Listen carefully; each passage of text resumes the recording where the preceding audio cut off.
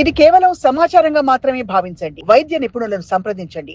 Sir, ఏ stage of క్యాన్సర్లో symptoms మనకి ప్రస్ఫుటంగా కనిపిస్తాయి? సాధారణంగా సెకండ్ స్టేజ్ నుంచి చాలా క్లియర్గా తెలుస్తాయండి.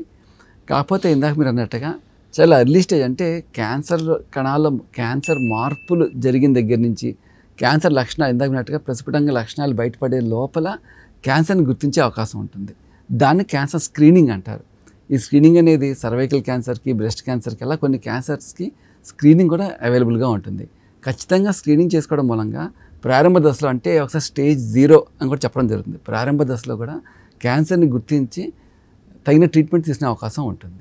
బట్ చాలామంది ప్రముఖులు, సినిమా ఇండస్ట్రీ ప్రముఖులు మనం వింటూ ఉంటాం సార్. ఉదాహరణకి మనకి మమతా మోహన్ దాస్ గారు కూడా she fought cancer, she survived. Sonali Bendre గారు కూడా ఆవిడ క్యాన్సర్ స్టోరీ చెప్పుకొచ్చారు కూడా చాలామందికి. ఆవిడ ఎలా అసలు ఊహించని వాళ్ళకు కూడా వచ్చేసిందండి.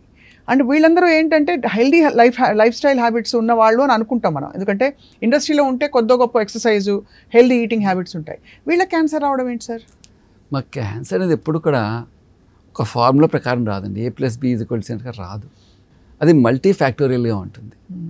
అంటే ఒకటి క్యాన్సర్ ప్రేరేపిత అంటే రిస్క్ ఫ్యాక్టర్స్ కొన్ని, అలాగే మన ఇమ్యూనిటీని లోవర్ చేసే ఫ్యాక్టర్స్ కొన్ని ఉంటాయి. సో ఒకసారి ఇందాక మీరు చెప్పినట్టుగా స్ట్రెస్ఫుల్ లైఫ్ స్టైల్, సరిగ్గా నిద్రపోవటం, ఇవన్నీ నెగిటివ్ ఎమోషన్స్, ఇవన్నీ కూడా ఇమ్యూనిటీని తగ్గిస్తూ ఉంటాయి. అలాగే వాళ్ళు తీసుకునే ఆహారం కానీ, స్మోకింగ్, డ్రింకింగ్ హ్యాబిట్స్ కానీ, ప్లస్ జెనెటికల్ ఫ్యాక్టర్స్, ఇవన్నీ కూడా క్యాన్సర్ని పెంచుతాయి. సో ఇట్స్ మల్టీ ఫ్యాక్టోరియల్గా ఉంటుందండి. అలాగే మనకి హిందీ బాలీవుడ్ నటులు కూడా కొంతమంది మనం విన్నాం కదా సార్, క్యాన్సర్ బారిన పడి. నవాజుద్దీన్ సిద్దికీ కూడా మధ్యకాలంలో పోయారు.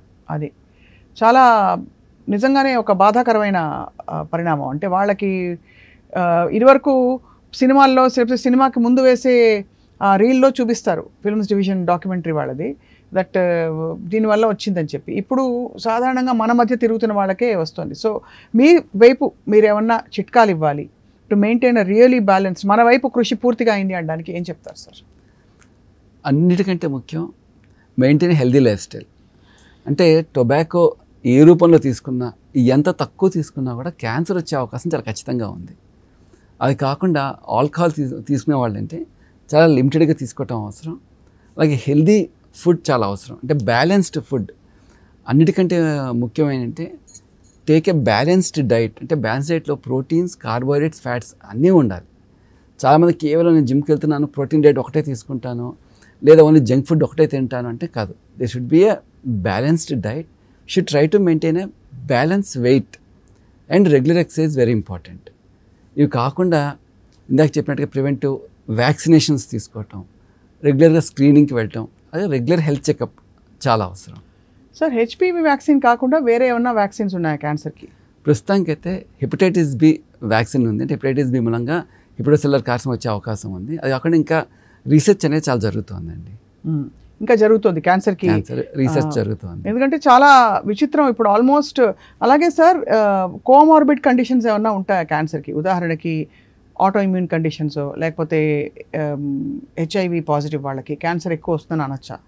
అంటే కోమార్బిడ్ అంటే సాధారణంగా బీపీ, షుగర్ అనుకుంటాం, వాటి నుంచి వచ్చే అవకాశం తక్కువ. కానీ హెచ్ఐవి పేషెంట్స్ ఇందాక చెప్పినట్టుగా ఇమ్యూనిటీ తక్కువ ఉండటం మూలంగా రకరకాల క్యాన్సర్స్ వచ్చే అవకాశం ఉంది. అంటే సర్వైకల్ క్యాన్సర్స్, రెక్టల్ క్యాన్సర్స్, అలాగే లింఫోమా అనే ఒక రక్తకి సంబంధించిన క్యాన్సర్, ఇవన్నీ కూడా వచ్చే అవకాశం ఉంటుందండి.